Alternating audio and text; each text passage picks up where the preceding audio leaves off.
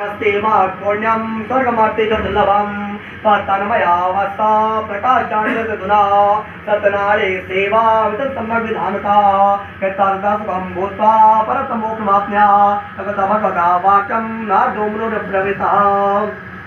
सत्यनारायण कथा का जो प्रथम चरित्र है यहाँ पे कहा जाता है सर्वप्रथम जो नैमिषारण्य नामक हमारा जो तीर्थ है, नैमिषारण्य नामक हमारा जो तीर्थ है जो यूपी उत्तर प्रदेश में पड़ता है सीतापुर से आगे, तो वहाँ कहा जाता है नैमिषारण्य नामक हमारे तीर्थ में 88,000 शौनकादि ऋषि मुनि बैठे हुए।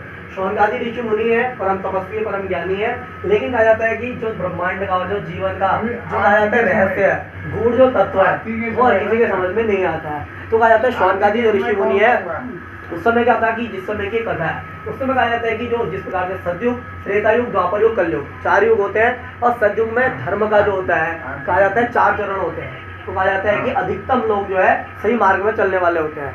फिर हर युग में क्या होता है एक एक चरण धर्म का क्या होता है कम होता जाता है और अभी आ गया है कलयुग, धर्म का केवल एक चरण शेष रह गया है। तो कहने का तात्पर्य केवल 25% लोग जो होंगे वो सही मार्ग में जाने वाले होंगे, 75% लोग गलत मार्ग में जाने वाले होंगे। ये कलयुग का ही प्रभाव यहाँ पे है। अब कहा जाता है कि शौनकादि ऋषि मुनि जो है इनने इस प्रकार का कोई व्रत, इस प्रकार का कोई कहा जाता है हवन, इस प्रकार कर्मकांड आरंभ किया है जो बहुत सालों में पूरा होगा। अब इनने सुबह प्रातःकाल नित्य नैमित्तिक कर्मों से अपने पूर्ण हुए हवन इत्यादि को कर्मों को किया। उसके पश्चात अब आसन में सूजी महाराज बैठे हुए। अब सूजी महाराज जो 88 शौनकादि ऋषि मुनि के सामने एक सूजी महाराज बैठे हैं तो वो परम तपस्वी है, परम ज्ञानी है, संपूर्ण गूढ़ तत्वों को जानने वाले हैं। अब जब कोई इतना विद्वान ज्ञानी व्यक्ति सामने बैठा हुआ है तो कोई मूर्ख व्यक्ति होगा जो उससे ज्ञान नहीं लेगा। तो शौनकादि ऋषि मुनि के मन में बहुत कुछ शंकाएं हैं, जीवन के निमित्त, मनुष्य योनि के निमित्त उनकी शंकाएं का समाधान वो करना चाहते हैं। तो सूजी महाराज जी से प्रश्न पूछते हैं। तो सूजी महाराज कहते हैं कि जो प्रश्न आप मुझसे पूछ रहे हैं यही प्रश्न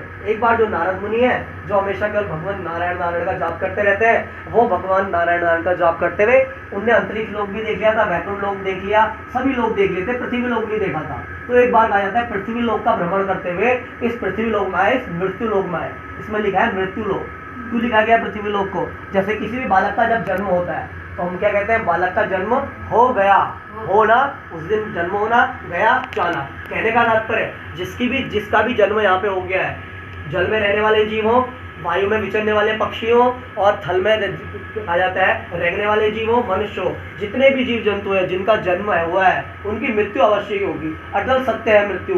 कोई कितना भी मुकल ले, कितना भी बचने की कोशिश करे, जिस प्रकार से कहा जाता है हिरण्यकश्यप था उस प्रकार से मृत्यु को जीत